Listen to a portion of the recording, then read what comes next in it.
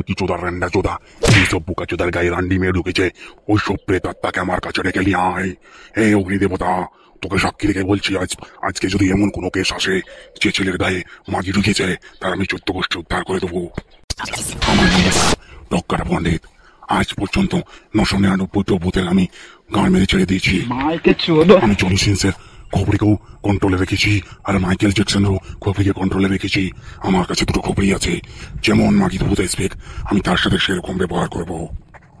চ চ চ চ সন্তোষ চ, আরেকটু সন্তোষ চ, আরেকটু যে কোনো পায়ে পৌঁছে গেছি, ডক্টর বাবার কাছে পৌঁছে গেছে, আরেকটু চ।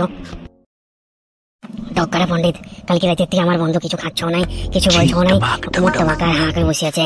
তো গায়ের আমাদের মোড়াল বললো জয় জঙ্গলে ডক্টর পণ্ডিত বসে থাকে, আমার কাছে যা, তোর বন্ধুকে সমস্ত কিছু ঠিক করে দেবে। তুই একটা ঠিক জায়গাতে এসছিস। তোর বন্ধুকে দেখে যা মনে হচ্ছে ওর গায়ে পাক্কা সোনাগাছির ভূত ঢুকেছে।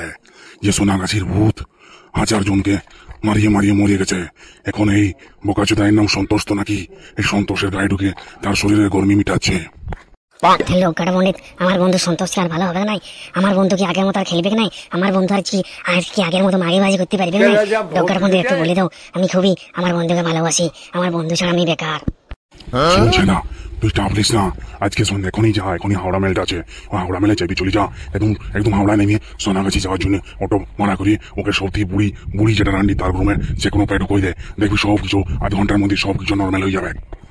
আচ্ছা ডক্টর বাবা, আমার বন্ধু সন্তোষের গায়ে তো কোনোদিন ভূত ধরে নাই, এখন কেন ধরলো একটু আমার খুলে বলবে, তো আমি খুবই শান্তি পাবো। বন্ধু সন্তোষ পাক্কা একটা ঢ্যামনা, বোকা যেত সময় থাকতে বিয়ে করে নাই, এখন অতিরিক্ত বাথরুমে হ্যান্ডেল মারে। তার জন্য ওই যে বাথরুমের ভর্তি যে ভূতটা থাকে, যে মেয়েটা থাকে সবার গান দেখতে আসে ছেলেদের, ওই মেয়ে মারি ভূতটা সোনাগাছ দিয়ে এসেছে, ও পুরো ঢুকে গেছে ওর শরীরে।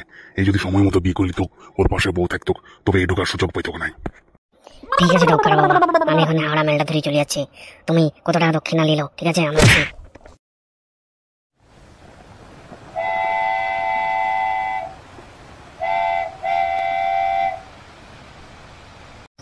হ্যালো, আপনি নাকি কল্পনা র্যান্ডি? আমার ডক্টর পণ্ডিত আপনার অ্যাড্রেসটা দিয়েছে যে ওইখানে গেলে আমার বন্ধু সন্তোষ নাকি একদম সম্পূর্ণ ভালো হয়ে যাবে।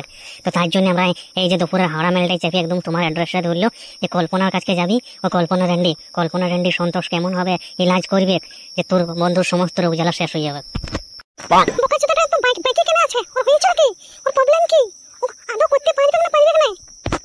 আসলে কল্পনা রান্ডি, তোমার কথাটা বলা হয়নি। ডক্টর পণ্ডিত, ওর মধ্যে এই যে সোনাগাছির একটা রান্ডি ভূত ঢুকে গেছে। কারণ আমার বন্ধু সন্তোষের সময় হিসেবে যে বয়সটা হয় না বিয়ের, সেই বয়সেও বিয়ে করতে পারেন এখনো পর্যন্ত বাথরুমে হ্যান্ডেল মেরে কাজ চালাচ্ছে। তার জন্য বলে সোনাগাছির একটা বয়স্ক ভূত নাকি ওর শরীরে ঢুকে গেছে। তো এই বয়সে ভূতটা তুমি তোমার নামটা দিল যে কল্পনা রান্ডির কাছে যাবি, তবেও বার করতে পারবে। আমি কি ছোট সব জানি নেই, তোমার যে 1500 টাকা লেবার নিল আর আমার বন্ধু সন্তোষকে নিয়ে যাও ভেতরে, তুমি কি ইলাজ করবে সেটা তুমি জানো। ডক্টর পণ্ডিত আমাকে বলেছে যেটা আমার সেটাই করছি, বাড়তি আর কিছু আমরা বলতে পারছি না। বুঝেছি ডক্টর পণ্ডিত তো, ও আমার তো রোজকার কাস্টমার। ও কিছু আমাকে জাদুবিদ্যাও শিখিয়েছে যে যাদের গায়ে র্যান্ডি ভূত ঢুকে যায় তারা কি করতে হবে। ঠিক আছে, তুমি যদি পেছনে দাও, আমি আগে ঢুকছি আস্তে আস্তে, আর আমার 1500 টাকা দিয়ে দাও। 1500 টাকাটা আমি ওর কাজ করে দেবো। তুমি একটা কাজ করো, তুমি পাশের রুমে টাকলাদের কড়াকড়ি চলছে, ওই একটু দেখে নাও, তখন আমি গিয়ে ইলাজ করে দিচ্ছি।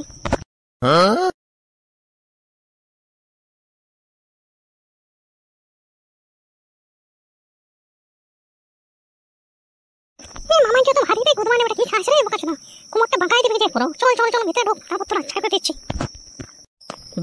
বাপরে বাপ, টাকলা লোকগুলো কি স্পিডে চালাচ্ছে গাড়ি, বাপরে বাপ। এখানে নাইলে আমি তো এক্সপিরিয়েন্স বুঝতেই পারতাম না যে এই বয়সেও মানুষের গাড়ি এত জোরে চলে, আর আমরা সালা বাথরুমে অর্ধেক জীবনটা শেষ করে দিচ্ছি। এইসব জায়গা ডক্টর পণ্ডিত না থাকলে কেউ অ্যাড্রেসটা বলতে না, এক্সপিরিয়েন্সটা হতো না আমার। না বাড়াই, সব দেখলে হবে না। সন্তোষ গেছে দেখ কতক্ষণে বাড়াই, তারপর আগে নিয়ে যেতে সুস্থ হবে। একটাই বন্ধু এত ছোটবেলা, তার কিছু হলে আমার কিছু ভালো লাগবে না। দেখি র্যান্ডি মেয়েটা লিয়ে গেল তো ভিতরে, তারপর কি করে আমার সাথে কি বলবো না। তুমি জানলা দিকে ছুড়ে ফেললে তোমাকে, হ্যাঁ তোমার কাজ বাজ হলো, আমার সন্তোষ ঠিক হলো না, হয় নাই? তুমি জানলা দিয়ে থেকে আজকে পড়লে, ব্যাপারটা কি? তুমি 1500 টাকা আমার পুকুরে জলে দেবে নাকি? টাকার আমার কোনো ভ্যালু নাই আমার। না রে না ছেলে, তুমি আমাকে ক্ষমা করো, আমি সন্তোষের মতো বাড়াইতে পারবো। ও শালাকে আমার তো মেশিন দেখেও তো এক করে ওর বাঁকা শরীর সোজা হয়ে যায়, তারপর এমন রাগে আমাকে গুতা মারছে। বাপরে বাপ, আমি পারবো না। তুমি তোমার 1500 টাকা নিয়ে যাও, তোমরা এখান থেকে বিদায় হও। সন্তোষ ভিতরে আছে, আমি জানলা দিতে টুককে যে কোনো পায়ে বাঁচিয়ে বাড়াইছি। তুমি আমাকে বাঁচাইলো, আমি এত বড় জিনিস লিখতে লাগবো মানে মা 1500 টাকা দিয়েছি। আমার সন্তোষ যতক্ষণ না ঠিক হবে ততক্ষণ তোকে আমিও ছাড়বো না, আমিও তোকে বলে দিয়ে দেবো। তুমি আমার কথা ভুলে বুঝছো, ও ঠিক হয়ে গেছে, কিন্তু ও ওর যে স্পিডে চালাচ্ছে গাড়ি, আমি ওর তুলিতে নাচ্ছি, সম্পূর্ণ সুস্থ করে দিচ্ছি আমি। তুমি নিয়ে যাও আরামসে, আমি একটু ঘর পেছনে লুকোচ্ছি, ঠিক আছে? তুমি নিয়ে যাও আগে।